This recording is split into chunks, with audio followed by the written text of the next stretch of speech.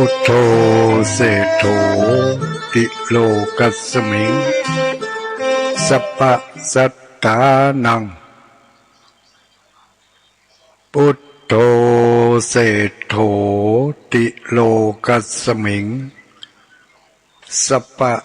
สัตตานัง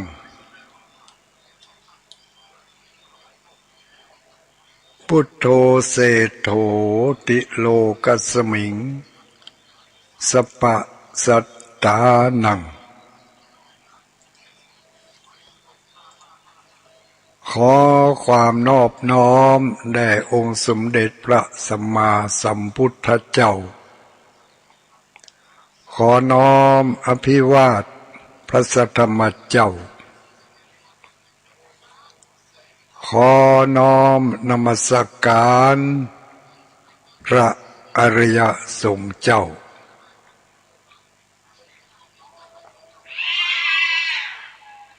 ขอถวายความเคารพท่านครูบาอาจารย์พระสงฆ์องค์สังฆเจ้าทุกรูปทุกตนทุกองค์ที่เปิดเครื่องรับฟังในเวลานี้เจริญสุขเจริญพรยามค่ำคืนท่านสาธุชนทั้งหลายทุกหมู่ทุกเหล่าจะเป็นผู้หญิงผู้ชายคนหนุ่มคนแก่คนเฒ่าชราทุกท่านไม่ว่าจะอยู่แห่งหนตำบลใดอยู่ณสถานะตติใดในรถในเรือป่าในป่าในดอยสวนยางสวนข้าวโพดณสถานที่ใดก็ตามเนาะค่ำนี้คืนนี้ก็เป็นคืนวันจันทร์เขามีนัดพบปะกัน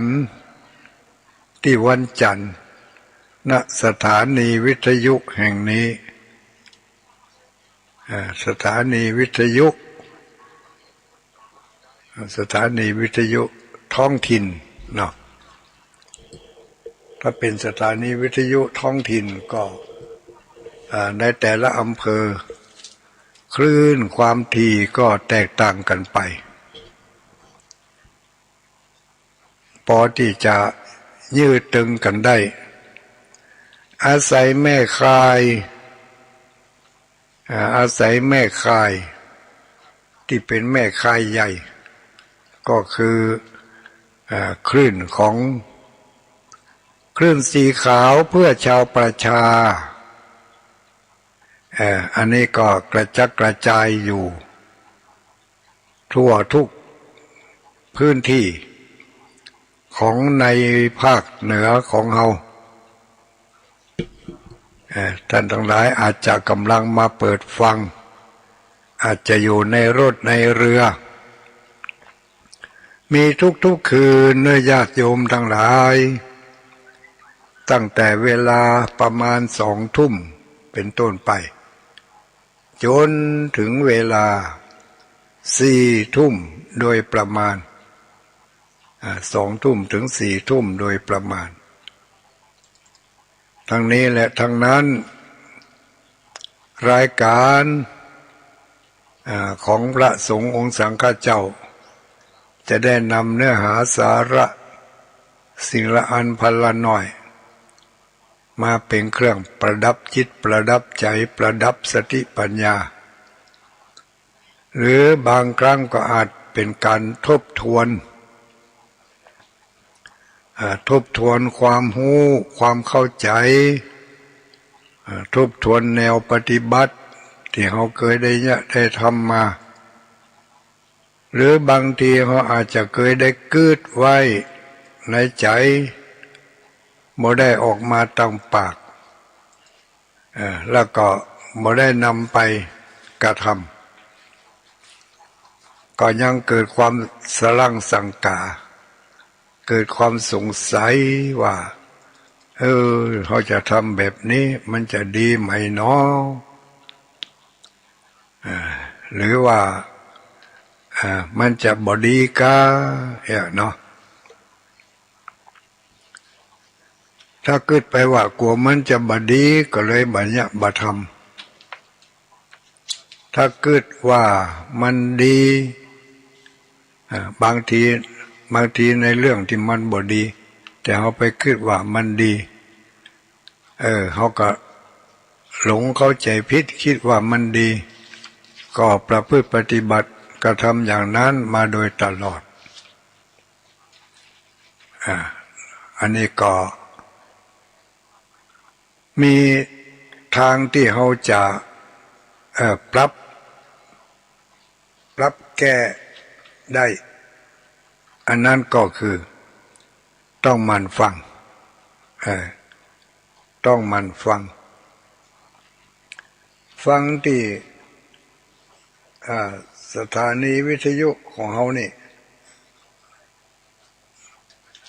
สถานีวิทยุท้องถิ่นหมุนคลื่นขึ้นมาปะแล้วก็ลองฟังพอไปฟังหนีเตือบฟังไปพอสักน้อยสักเล็กสักน้อยถ้าหากว่ามันเข้าท่าดีก็ฟังกันต่อไป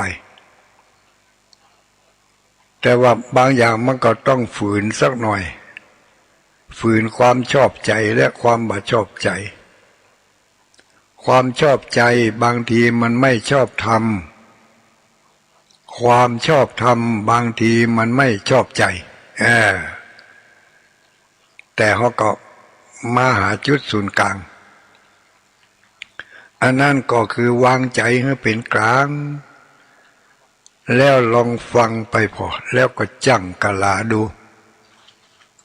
ที่เขามีอยู่ในใจที่เขาคิดอยู่ทุกเมื่อเชื่อวันเนี่ยมันถูกมันผิดมากน้อยแค่ไหนมันถูกมันผิดมากน้อยแค่ไหนบางทีที่เขาทำอยู่มันอาจจะผิดก็ว่าได้หรือมันมาถึงกับผิดแต่มันถูกน้อยมันถูกน้อยมันบ่ถูกนักกว่าอันนี้ก็ต้องเอาความรู้ความเข้าใจจากพระสงฆ์องค์สังฆเจ้าที่เพิ่นได้นำเสนอทุกคืน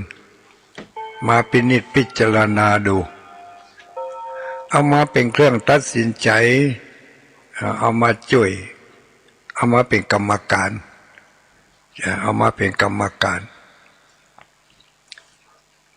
ช่วยห้ามปรามที่มันจะไม่ดีช่วยสนับสนุนที่มันดีก็ให้มันดียิ่งขึ้นจะได้บัดตกต่ำจะได้บัดถลำไปนักไปไกลบัดหลงตัวหลงใจเข้าไปลึกโดยอาศัยพระธรรมคำสอนที่ทุกเจ้าพระสงฆ์องค์เจ้าเพิ่นได้นำออกมาบอกมากล่าวกันอย่างในคืนวันนี้เป็นคืนวันจันทร์เนาะญาติโยมหมู่เฮาทั้งหลายก็จะได้รับฟังเนื้อหาสาระจากวัดพระธาตุม่อนจอมพออำเภอเวียงป่าเป้าจังหวัดเชียงรายดำเนินรายการรับผิดชอบในเวลานี้โดยอาตมาภาพพระครูปฏิภาณธรรมทินหรือที่ฮู้กันห้องกันง่ายๆตุลุงดอย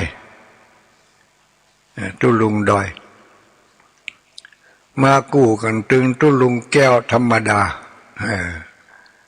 ทุกคืนวันจันทร์2 ตน 2 องค์เพื่อจะได้เป็นเพื่อนคลายเหงาเป็นเพื่อนคลายเหงาบ่ได้คลายเหงาบ่ได้คลายเหงาโดยเพิ่มพูน ทบทวนสติปัญญาที่มีอยู่แล้วดียิ่งขึ้นที่เข้าใจแล้วก็เข้าใจถูกนักขึ้นไปแถมอันนี้ก็เป็นสิ่งที่จะได้จากค่ำคืนก่อนรับก่อนนอนฟังไปเถอะอยากโยมทั้งหลายสัพเพเหระสปะสเปดมะกวยเตดมะละกออันใดที่มันเป็นสาระประโยชน์พอที่จะนำไปปรับไปแต่งไปปรุงพฤติกรรมที่เราได้ทำอยู่ถึงมื้อถึงวันนี้ทางกายก็ดีทางวาจาก็ดีทางใจก็ดีทวารทั้งสามเนี่ยถ้าเราแสดงออกในทางกายแสดงออกทางวาจาแสดงออกทางใจเราแสดงอย่างใดออกไปสิ่งที่จะได้ตอบแทนมาก็เหมือนกับที่เราได้แสดงออกไปเราแสดงออกทางกายกรรมวจีกรรมมโนกรรมแสดงออกไปในทางที่ดีโดยมีใจเป็นผู้บงการเป็นผู้คับเป็นผู้สั่งให้แสดงออกเป็นเรียกว่าแสดงออกทางพฤติกรรมทางกายก็มีมือมีเท้ามีตาตานี่ก็แสดงได้นะตาโมดตาปูดตาแม้นตาหวานตาส้มมีหลายตาเหมือนกันหรอกแสดงออกทางตาเป็นกายกรรมรุ่นนั้นกายกรรมบางทีก็ตั้งปากนี่ไม่ใช่ตั้งลิ้นนะตั้งปากนี่ก็คือมุมปากเนาะมุมปากถ้าห้องงับปากเนี่ยบุยปากบุยปากทำปากงอนปากบุ๋มปากเบี้ยวปากจุนนั่นนะถ้าลักษณะนี้เป็นเรียกว่ากายกรรมไม่เป็นวจีกรรมวจีกรรมนั่นหมายถึงเสียงที่ออกมาจากปากอาศัยลิ้นที่เรียกว่าชิวหากระดกไปกระดกมาเสียงสูงเสียงต่ำเสียงน้อยเสียงใหญ่ประกอบกับลำคอประกอบกับหลายๆอย่างตึงเขี้ยวตึงฟันตึงหิมปากตึง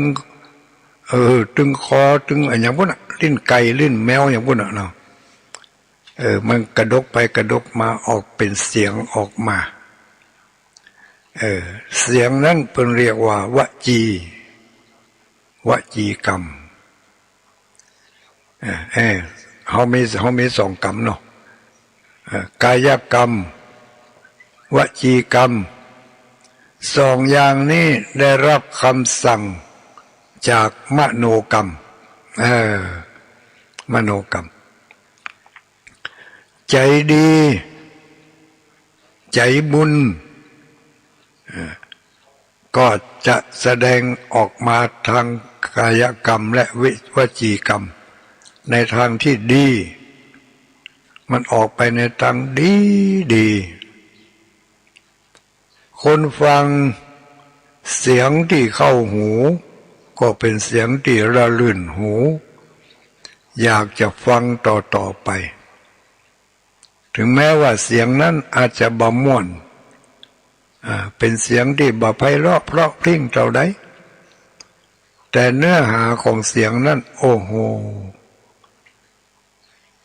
เต็มอัดแน่นไปด้วยอรรถรสของเสียงฟังแล้วเกิดความประทับใจอย่างนี้วจีกรรมของบุคคลผู้นั้นแสดงออกในทางที่ดีคนได้รับก็รับสิ่งที่ดีได้รับสิ่งที่ดี มีผลสะท้อนย้อนมาหาคนหาต้นเสียงมีผลสะท้อนย้อนมาหาต้นเสียงก็คือสิ่งที่ดีๆไม่ใช่ดีทีนะดีทีนะเพื่อเอาฉีดยุงอันนี้ก็คือดีดอเด็กสระอีดีอย่างที่ทุลุงว่าตะกี้เนาะมาต้นเรื่องน้อยหนึ่งว่าที่เขาแสดงออกในทางที่ดี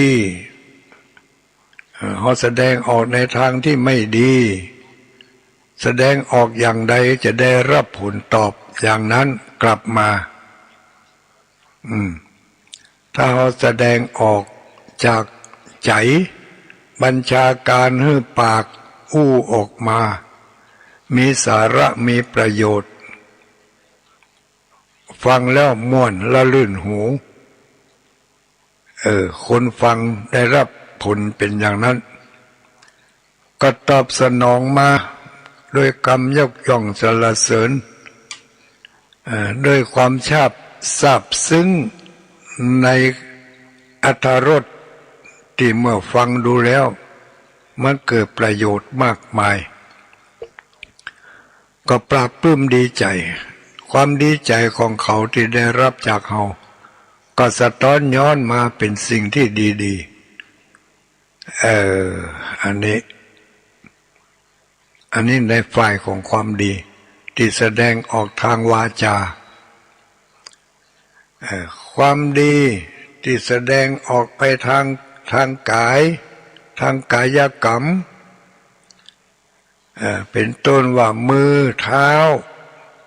ตาปากหูดังอย่างไรมั้งทางร่างกายเนี่ยเนาะหัวนี่เนาะถ้าลุกลี้หัวมุนกัดเนี่ยแสดงว่าบ่ต้องการถ้าแกว่งหัวไปทางนั้นทางนี้สะบัดหน้าไปนี่ก็เป็นทางกายกรรมทางมือทางเท้าก็ไปตบไปต่อยไปบุบไปตีถ้าเป็นทางดีก็ยกมือไหว้จี้จ้องมองทางในทางที่ดีที่ถูกอันนี้ก็เป็นกายกรรมเป็นกายกรรมการแสดงออกแสดงออกทางปากแสดงออกทางปากแต่ว่าบ่มีเสียงอย่างเขาปะกันเขายิ้มใส่กันเนี่ยยิ้มใส่กันยิ้มให้กันก็รอยยิ้มมันบ่มีเสียงนั่นน่ะมันบ่เหมือนเสียงหัวเราะนี่มีเสียงไข้หัวนี่มีเสียงเป็นเสียงการแสดงความพอใจถ้าเสียงหัวเราะหรือว่าเสียงไข้หัวเนี่ยเป็นมาตรฐานสากลด้วยนะ สากลด้วยบอกว่าจะเป็นฝรั่งมั่งค่าเป็นลาวเป็นอินเดียเป็นจีนเป็นยังก็แล้วแต่ถ้าหัวเราะออกมาเนี่ยแสดงพอใจแสดงความสุขเป็นเรื่องที่ม่วนพอใจอันนี้หัวเราะแบบธรรมดานะไม่ได้หัวเราะแบบเยาะเย้ยมันมีแหมอย่างรู้เนาะกิริยาอาการมันถึงบอกแบบเยาะเย้ยเหยียดหยันแล้วก็ไปทำแหมท่าทางหนึ่งประชดประชันก็ไปทำท่าทางหนึ่งก็จะเป็นท่าทางใดก็แล้วแต่ถ้าแสดงออกจากจิตจากใจ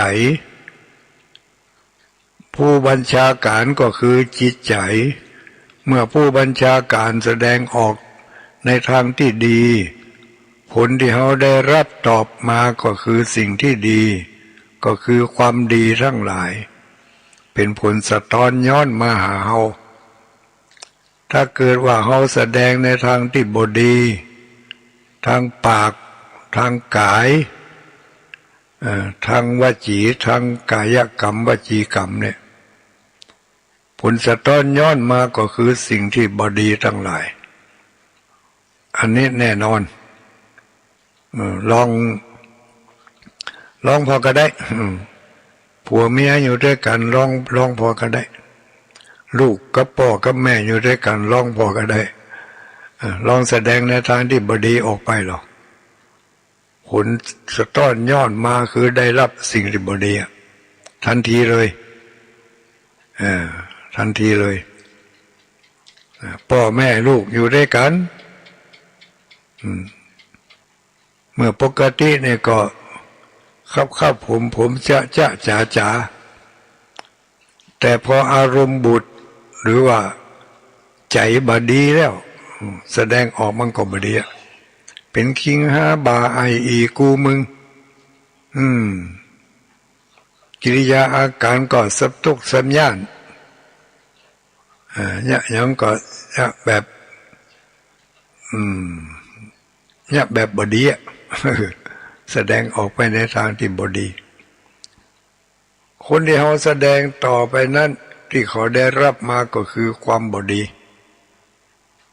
เมื่อความบดีเขาก็มีผลบดีเป็นคนสิ่งตอบแทนถ้าห้ามได้ก็ห้ามไปเขาเรียกว่ามีคุณธรรมกันแต่ถ้าห้ามมาได้คุณธรรมมันขาดไปก็นั่นก็ขิงมาขาไปเนี่ยน้ำพริกขิงน้ำพริกข่าน้ำพริกขิงน้ำพริกห่าบะขิงบะห่าอย่างละกินด้วยกันนี้ความจริงมันว่าน้ำพริกขิงน้ำพริกข่าน้ำพริกขิงน้ำพริกข่าถ้าบอกเข้าใจบะขิงบะห่าอย่างละบะขิงบะข่าอย่างละกินด้วยกันนี่ญาติโยมสาธุชนเฮาทั้งหลายกุศโลบายของครูบาอาจารย์ตลอดจนถึงบรรพชนของเฮาเพิ่นได้วางเอาไว้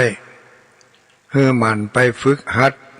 ปรับพฤติกรรมปรับเปลี่ยนจิตปรับเปลี่ยนใจโดยการไปวัดโดยการเข้าสมาคมในทางที่ดีที่เรียกว่าเป็นสถานที่อันเป็นมงคลปฏิรูปเทศวาสะไปในสถานที่อันเป็นมงคลนี่ไม่ใช่คำแปลเนอะเป็นความหมายของมันปฏิรูปเทศวาสะเขาไปในที่เป็นมงคลที่เปิ่นสนุกสนานในทางที่ดีกันเปิ่นจัดแจงแต่งดาครัวดาขอบดาครัวแต่งดาหอใหม่เฮือนใหม่แต่งดาบ้านศพบ้านศักแต่งดางานประจำหมู่บ้านเขาเสนอตัวเข้าไปช่วยการช่วยงานมีอันอย่างที่เคยทำเอาเป็นอุปกรณ์ติดไม้ติดมือไปมาต้องไปรอของเฮาเปิ้นไผเคยใจกับมีดยับไผเคยใจกับเข็มเคยใจกับแม็กดุกแม็กเคยใจกับมีดน้อยเคยใจกับเข็มกะลัดอันใดมันถนัดก็เอาใส่กระเป๋าน้อยตัวไปอย่างคุณผู้ชายสุภาพบุรุษไปการไปงานโดยเปิดมีการมีงานบ้านเหนือบ้านใต้เอาของใจส่วนตัวติดไม้ติดมือไปเป็นขบกมีดพระเล็กขวานเป็นกิมเป็นค้อนเอาติดไม้ติดมือไปเป็นมีดอย่างนี้แต่ต้องรักษาให้ดีถ้าเอาไปลืมไว้เดี๋ยวมันหายแซ่บถ้าเขาเอาไปติดไม้ติดมือไปมันสะดวกต่อการทำงานชิ้นนี้เขาถนัดเรื่องนี้เขาก็จะได้ไปทำได้อย่างสบายแม่อุ้ยป้าอุ้ยมาเดี๋ยวนี้เขาอยู่ในวัยที่เป็นที่เปิ่งของคุณเด็กคุณหนุ่มทั้งหลายอย่างน้อยๆก็ไปแนะไปเนี่ยไปทำไปนำชี้แนะให้เขาได้หู้ได้หันเขามีงานมีการไปจุ่มกันเป็นหมู่ช่วยกิจกรรมของงานนั้นก็จะให้งานนั้นสำเร็จรุ่ร่วงไปโดยการฝากฝีไม้ลายมือของเขาเป็นการแสดงออกทางกายกรรมในทางที่ดี มีประโยชน์มากเหลือหลายแต่ถ้าหากว่าไปมือเปล่าบ่มีอะหยังไปถึงงานก็ไปเอิ้นเอาตองมีไหนเอามาเลยเอามียับมากระมอเอาเข็มมากระมอเอาแม็กมาเลยเจ้าของภาพก็ล่นเสาะหาอันนั้นล่นเสาะหาอันนี้ก็บอกมีกระจ้าอยู่ฮะนะแทนที่จะเลี้ยวไปพระกตอนกว่าจะเลี้ยวพอคำพอแรงมัวท่าอันนั้นมันบอกมีนี่นะมันมีกาตุนไปซื้อเอากาแต่ถ้าเขาเอาติดไม้ติดมือไปมันสะดวกสบายไปเคยไปหันไม่อุ้ยบางคนติ้วกระเป๋าไปในการในงานเข้าไปยืดไปยื้อพออันนี้กระเป๋ามันอย่างนี้ก็เรียกว่ากระเป๋าแป้งกระเป๋ารีบไก่เป็นกระเป๋าเครื่องไม้เครื่องมือทั้งนั้นเขาท่าดีมีฮันหมดมีแผ่แม่จิ้มฟันยันไปถึงมีดยับมีดซุยบุญนะอย่างในกระเป๋าเท่าที่จะเอาใส่ไปได้มีแม็กมีกิมมีหยังสิ่งเหล่านี้เขาใช้เป็นประจำก็เอาที่ไม้ที่ปือไปเป็นสกอตเทปเนาะเป็นกาวเป็นอย่างนี้บางคนอาจจะว่าโอ้ถ้าอย่างตุลุงว่าก็ชิบหายกันนะอันยังก็เอาเขาไปใช้ไปใหญ่ให้หมดก็เขาจะไปช่วยงานเปิ่นชิบหายจะมันเนาะชิบหายกับงานที่ดีก็ดีกว่าที่เขาเอาไปใช้ในสิ่งที่มันบ่ดีเนาะหรือว่ามีไว้ถ้ารองานของเขามีก่อนก็ใช้อีมันก็แห้งอย่างนั้นหมดกะบางอย่างก็หายแซบไปแต่เล็กแต่น้อยแต่ถ้าเขาเอาไปใช้งานสาธารณะที่เขาได้ไปช่วยงานของเพิ่นพยายามไปจะไปแบมือไปมีอันใดที่พอที่จะเอาไปตัวได้ก็เอาไปเป็นที่จ้างที่ปึ่งของงานได้มาถ้ากลัวมันชิบหายมันบาเสียงมันบาชิบหายยิ่งให้ยิ่งมีย่ำพอครูบาเจ้าสีวิจัยเป็นยิ่งฮื้อต่อได้ก็ยิ่งมีมานักต่ออันแต่ว่าการมีในที่นี้มาได้หมายถึงได้ไปเม็ดเอาของเปิ่นนะ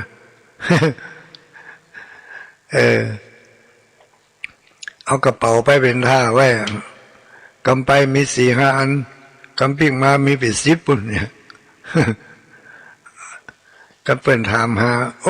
ลืมไปแต่เอาใส่ไว้ไหนนี่รู้บางทีก็มีที่ลืมไปแต่บางทีก็แต่งลืมเหลียวซ้ายเหลียวขวาภัยมหานะจงใส่กระเป๋าตัวเก่าฮะอันเนี้ยคือแสดงออกในทางที่ไม่ดีเป็นบาปแต่ถ้าแสดงออกในทางที่ดียกออกมาช่วยการช่วยงานก่อนจะปิกต้องมีสติสัมปชัญญะเป็นการปฏิบัติธรรมแล้วนะปฏิบัติธรรมไปในตัวมีสติสัมปชัญญะสำรวจตรวจตราดูเครื่องไม้เครื่องมือแต่เจ้าเอามาอย่างมาพ่องมาเดี๋ยวนี้จะเอามาอย่างปิกของที่อยู่ในกระเป๋าเฮานั่นน่ะเป็นของเฮาก็เป็นของเปิ้นถ้าเป็นของเฮาก็เก็บใส่ถ้าเป็นของเปิ้นก็เอิ้นถามอย่าอันนี้ของไผมันก็อยู่ที่มโนสำนึกหมู่เฮาทั้งหลายนี่ก็ที่ว่ามานี่ก็ไม่ได้หมายถึงคนที่ได้ยินได้ฟังอยู่ในเวลานี้ก็หมายถึงคนบางประเภทนั่นแหละบอกว่าจะเป็นงานประเภทใดบางทีมันจะไปเอาอย่างเดียวที่จะฮื้อนะมีไปน้อยที่จะเอานะมีไปนัก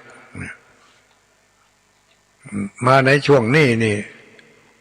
นักแก่หน่อยเนอะนักแก่หน่อยเพราะมันจำกัดในระบบจำกัด เข้าห่อแกงห่อเข้าห่อแกงห่อเข้าถุงแกงถุงนี่นะเนาะหรือบางทีเขาถึงเข้าถึงแกงศูนย์กันนะในกล่องเดียวเรียบร้อยไปเลยบางคนก็ยังเอาหลายกล่องอยู่นะเอาไปเผื่อหมอนั่นเผื่อหมอนี่ก็ไม่ว่ากันคนไทยเขาเพื่ออยู่แล้วแต่จะเป็นนักแก่ขจินบางทีนักแก่จนกระทั่งว่าไปถึงบ้านขึ้นเบ้อพระไผก็บ่กินเอาเปิดไปขว้างแหะตัวเองมักแต่คนทั้งบ้านบ่มักก็เลยเอาไปขว้างว่าไปว่ามาลามปามไปหลายอันหลายอย่างรู้นี่ได้เรื่องก่อนนี่ญาติโยมทั้งหลายได้เรื่องวะนี่ได้เรื่องอย่างได้กระบึดลองแถลงจี้แจงแถลงไขมาพอเนอะอันนี้มันเป็นสิ่งที่เขาสำเนียกสำนึกอย่างที่ว่ามาตั้งแต่ต้นนะคนเขามีกายกรรมมีวจีกรรมมีมโนกรรมถ้าแสดงออกทางกายกรรมดีแสดงว่าเป็นคนมีใจดีใจศีลใจธรรมมันจึงแสดงออกมาทางกายกรรมในทางที่ดีเพราะใจเป็นคนสั่งลูกมโนปุพังมโนคมาธรรมามโนเศรษฐามโนมายาเนี่ยมีใจเป็นใหญ่มีใจเป็นหัวหน้ามีใจเป็นประธานการงานทุกอย่างสำเร็จแล้วโดยใจถ้าใจดีก็สั่งให้มือให้เท้าสั่งให้ทางร่างกายแสดงออกในทางที่ดีปะกันยิ้มใส่กันนั่นแสดงว่าใจดีบางทีใจม่วนสักน้อยใจคุณพิษกับลูกพิษกับหัวพิษกับคนในบ้านมาแต่พอมาป้าเปื่อนฝูงกลางตังเขายิ้มก็ใส่ก็ยังยิ้มตอบอยู่มันเปลี่ยนอารมณ์ได้บุบวับกำเดียวแล้วนะนี่เปลี่ยนปรับเปลี่ยนได้เลยแต่บางคนไม่ยอมเปลี่ยนนี่ค่ะพิษกันในบ้านบุญพอมาถึงนอกบ้านเปิ่นยิ้มก็ใส่หน้าจดใส่บุญเนี่ยพอเปิ่นตักเปิ่นถามก็อู้สับตกสับย่านยังก็ไปกินขี้พริกกินขิงมัดที่ไหนมาทั้งดีเรื่องนั่นพิษกันในบ้านบุญหาเรื่องจะเอามาพิษคนนอกบ้านทำไปยาการยังงานด้วยกันบ่ดีบ่ม่วนอารมณ์เสียลูกบ้านไปเอาไประบายให้เจ้าหมูเจ้าฝูงได้ฟังนั่นใจบ่ดีลูกใจบ่ดีก็จึงแสดงออกในทางที่ไม่ดีให้เขาเห็นก็ประคับประคองควบคุมกันไปเนาะการห้ามใจได้จากความบ่ดีแล้วแสดงออกทางที่ดีก็อยู่ที่ใจมันฝึกหัดอย่างที่ว่าไว้เถอะเจ้าคนโบราณเพิ่นมีกุศโลบายอันแยบยล7 วันไหนก็ไปฝึกหัดให้มีศีลมีธรรมโดยการหมั่นไปวัดไปการไปงานช่วยงานบ้านเหนือบ้านใต้7 วัน8 วัน2 วัน3 วันสละความวุ่นวายในครอบครัวของตัวเองเห็นน้อยวันพระวันศีลก็ไปวัดตอนเจ้าไปวัดใส่บาตรเฮือทานรักษาศีลเจริญเมตตาภาวนาไหว้พระสวดมนต์ฟังเทศน์ฟังธรรมบ่มเพาะฝึกเอาไว้นี่คือกุศโลบายของคนโบราณเพิ่นมีความฉลาด7 วัน8 วันในเฮือย่างให้เตือนไปบรรเทาไปทบทวนพอทบทวนศีล 5ทบทวนดูข้อใดบกพร่องข้อใดดีอยู่แล้วก็รักษาไว้ซึ่งความดีอันนั้นอันใดที่มันบกพร่องก็แก้ไขคนดีชอบแก้ไข คนจันไรชอบแก้ตัวคนชั่วชอบทำลายคนมักง่ายชอบทิ้งกินในขวางหั่นกินในรถก็ขวางในรถแล้วนะเห็นเบอร์คนมักง่ายชอบทิ้งคนจริงชอบทำ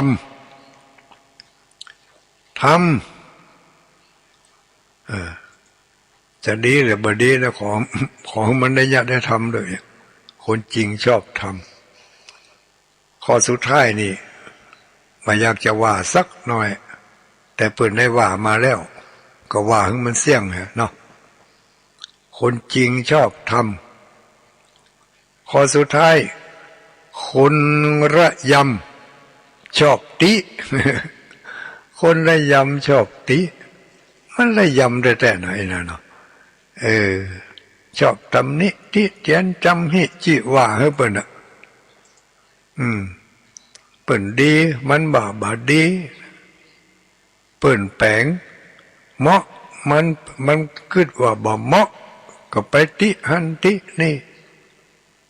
แต่ระวังนะคนชอบตินี่สุมาเถอะเปิ่นว่าติกับเตะนี่มันใกล้กันว่ะโอ้แต่บ่ฮู้นะใครที่ชอบติบ่อยๆนะติกับเตะนี่มันใกล้กันนะเพราะจะอ้างกันระมัดระวังหน่อยเวลาจะติมันยังไผก็คนอย่างก็กี่คนดีชอบแก้ไขคนจันไรชอบแก้ตัวคนชั่วชอบทำลายคนมักง่ายชอบทิ้งคนจริงชอบทำคนระยำชอบติใครจะไปคิดถ้าคิดติจำให้ชีว่าเขาเป็นคนระยำตั้งอีกก่อนเนาะเดี๋ยวจะได้ฟังตุลุงแก้วเป็นมาสาธยายธรรมวันนี้ญาติโยมก็มีบางผู้บางคนก็บอกตุลุงจะไปให้ตุลุงแก้วเตะทำยาวข้าเจนอินดูเปิดนี่วะอินดูเปิดก็เป็นยังเป็นหู้ตัวของเปิดเนาะเปิดก็ฮื้อได้เท่าที่จะฮื้อเพราะมันเคยฮื้อมาแล้วอดมันได้ก็ยังว่าเนาะคนเขาถ้ามันเคยทำเป็นสิ่งที่ดีคนเป็นชอบเป็นนิยมก็อดมาได้ก็กึดเติงหาขนาดเป็นขนาดป่วยนะขอหามเขาไปเตะทำกำเตออีกก็มีนะหลังเตือจะได้ก็ฟังตุลุงแก้วเนอญาติโยมสาธุชนนิมนต์ตุลุงแก้วเนอ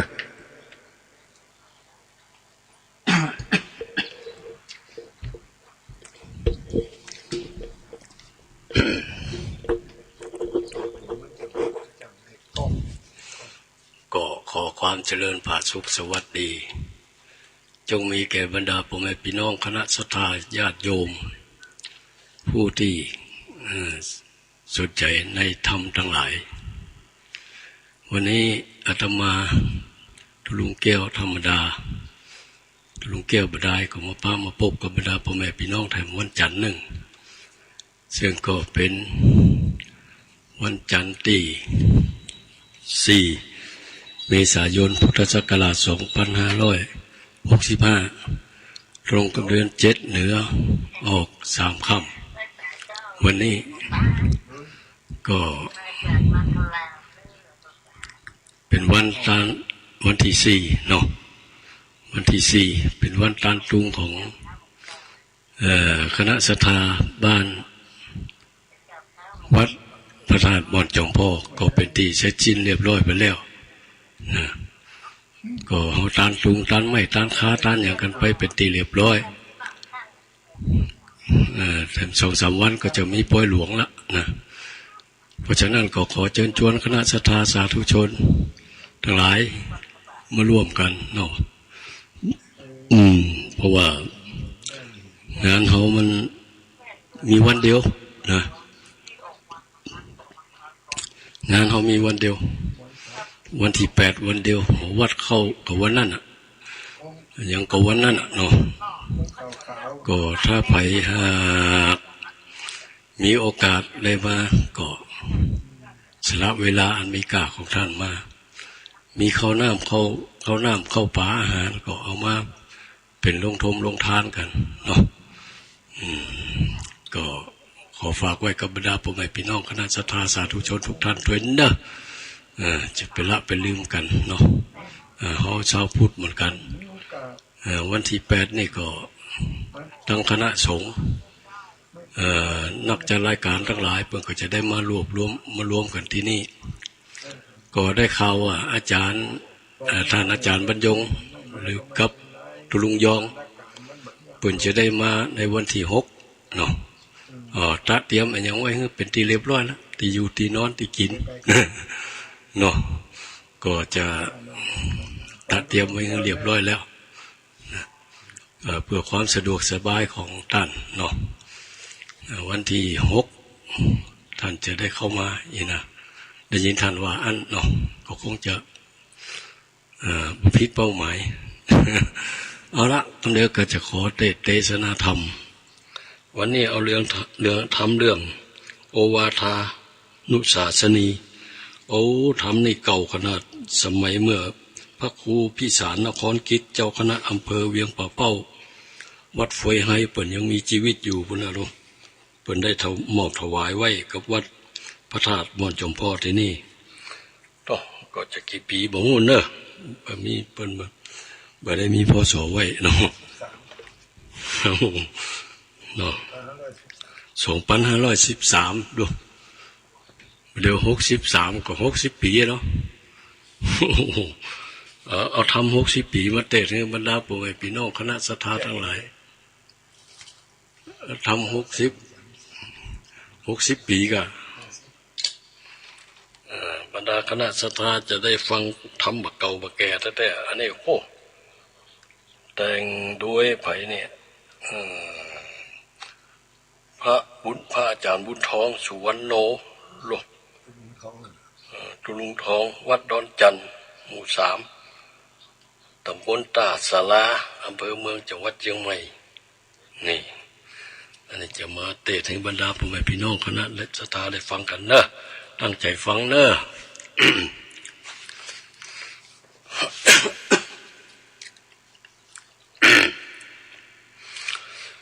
นะโม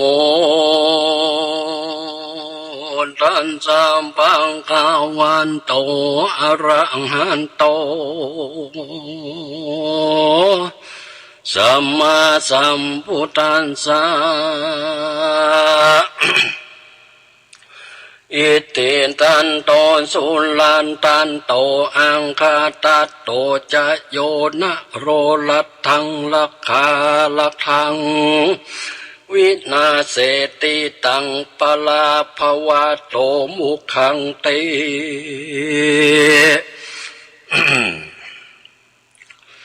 สานตังโวดู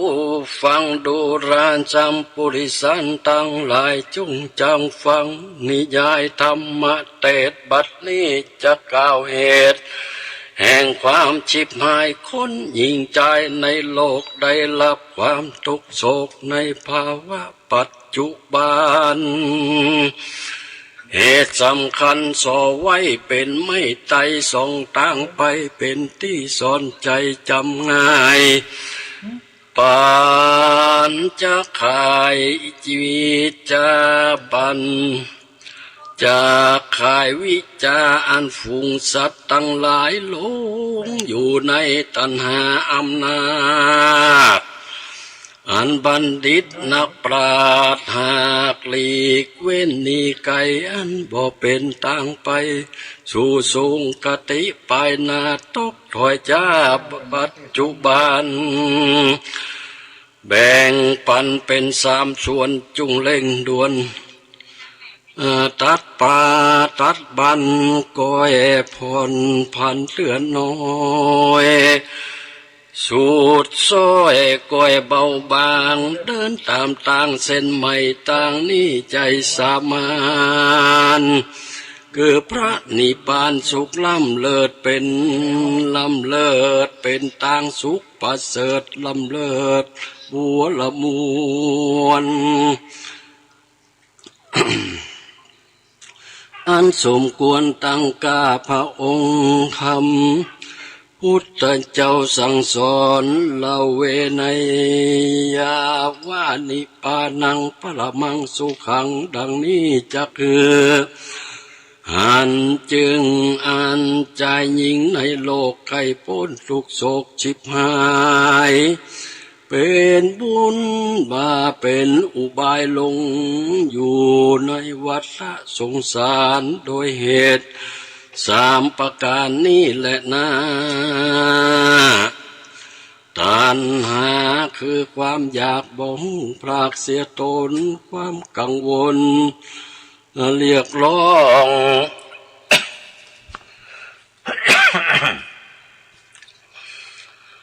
จากโจจากจมฟ้อพองคนใดเป็นแต่ใจตัวเก่าบ่งหลักเงาและอกุศลเป็นคนโลภหลงโกรธต้องโทษเปื่อตัณหากิเลสนาสงฟงไฟอยากได้เป็นนิรันดร์บ่มีวันเบื่อหน่ายบ่หูกายตัณหาบ่มีปัญญาสอดส่องบ่พบจ้องตั้งดีผัวเมียมีเป็นกู้ลักเล่นจูเจิงเอาลัดเล่นลักเล่นจู้ชิงเอาความมัวเมากามราคะเขาได้พลากกันไปเพราะเป็นคนใจบาปบ่สุภาพเลวทราม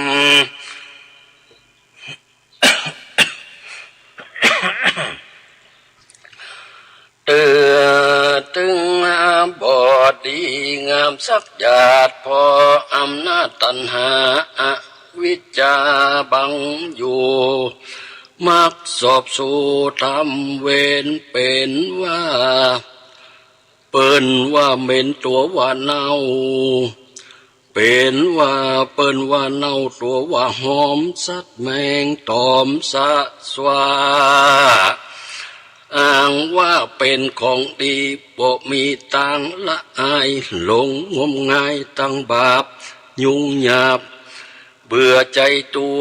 คนขุนมัวในโลกบริโภคกามกุลบ่ฮู้บุญรู้บาปสองบาหาบเต็มแรงถึงมีแสนมีโกรธใจเป็นประโยชน์ใจเป็นประโยชน์ต่างอบายความชิบหายเกิดไกลร้อนเอาไม้ไฟโลนอยู่เมืองคนกะตำบาปบ่สุภาพตามธรรมคือก็ กึดก่อกรรมหยาบจ้าตายก้มหน้าสู่อบายอันหนึ่งเป็นคนใจมีใจหมายสอบสู่หลักเล่นจู้หมายมายาแม่นว่าพระลิญามีแล้วก็ยังกาดแก้วเพตาเอวแสวงหาหญิงอื่นยะนาชื่นใจบานกาเมสุมิสาจารเป็นเปือน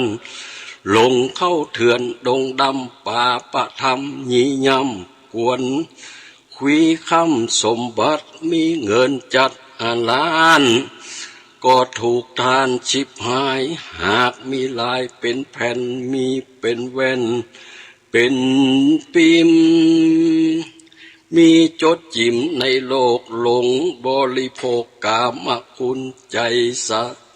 สับสูญเหลือแลวนปันแววัฏสงสาร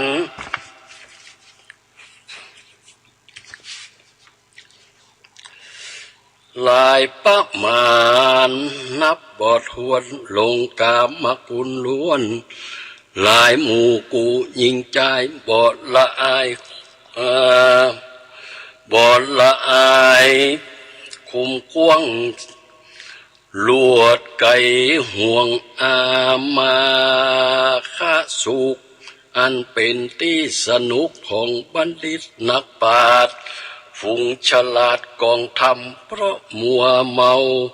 ทำกรรมมืดดำบ่มีประโยชน์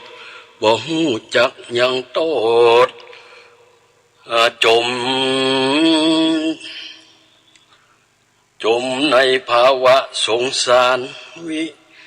ชีวิตอันยาวนานบ่พบต่างผาเสดไปเกิดในเมืองผีอิทธิมีหลายและลำจำปวกจำใจกาสวกความสุขกามาสุขมุ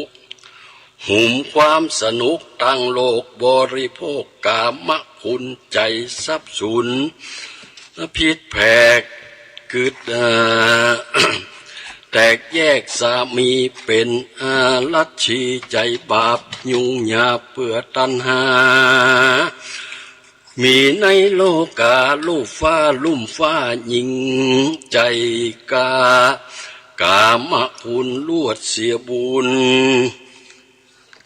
ศูนย์ความสุขไปนาคือจันฟ้าเนตรปานถึงเวลา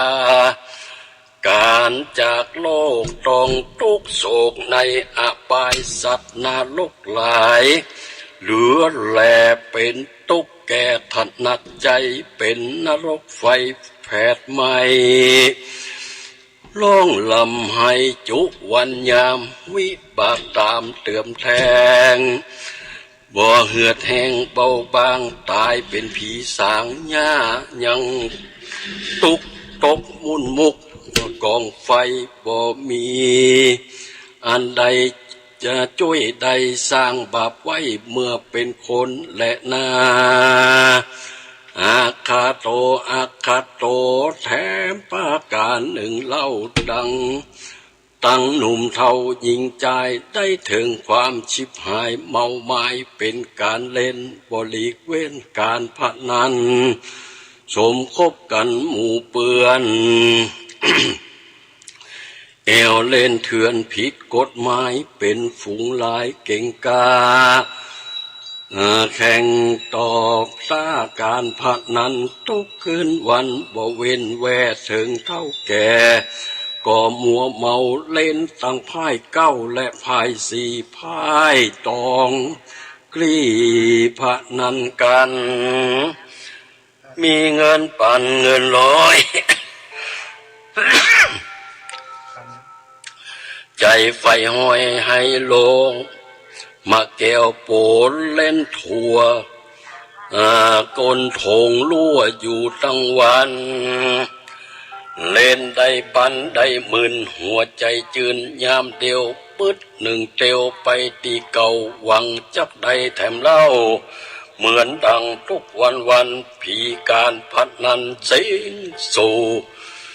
เปื่อลูกก็ปอวายเปื่อนฝูงหลายเล่นมวนหากิน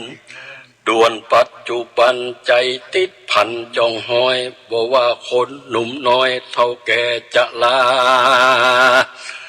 ทุกเกินวันค่ำเจ้ามีอายุก็แก่เท่าบ่ลำเปิงถึงวัยตั้งสา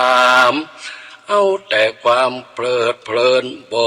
กึดถึงบ่เกิดความสิบพินาศชิบหายจักถึงทุกปลายนาดเต็มเป็นเจ้าจังมาธนะเข้าของเงินทองมีเป็นกองเป็นโกดก็ไล่ประโยชน์ชิบหายแม้นได้เงินหลายหมื่นล้านก็บ่ถูกทานว่ามีบ่พอปีพอเดือนเต้าเหมือนกูยืมตั้นยอมมีผู้จา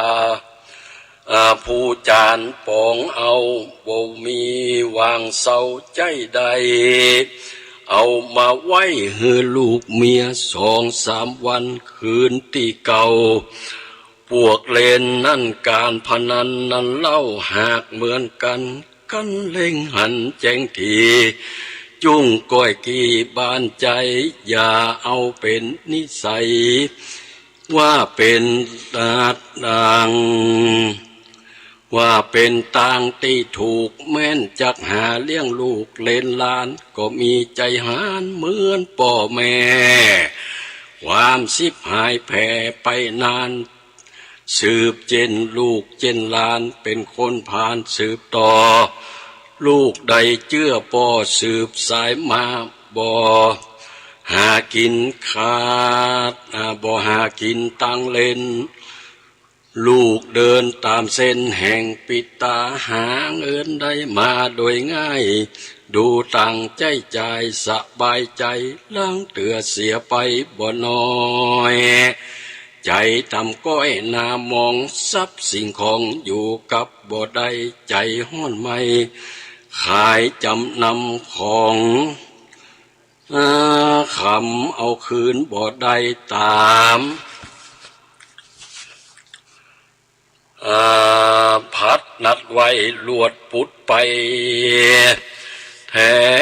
มตัดอะไรหน้าตายอยากมีผีการพนันหากวิจัยมีอันเป็นไปหลายอย่างบ่มีสร้างสักยามลงไปตามพวกเพื่อนปากันเข้าเถื่อนดงไพรสุดวิสัยจะสอนสั่งเหมือนบ้าคลั่งบ่หู้สึกตัวหลงเมามัวจิต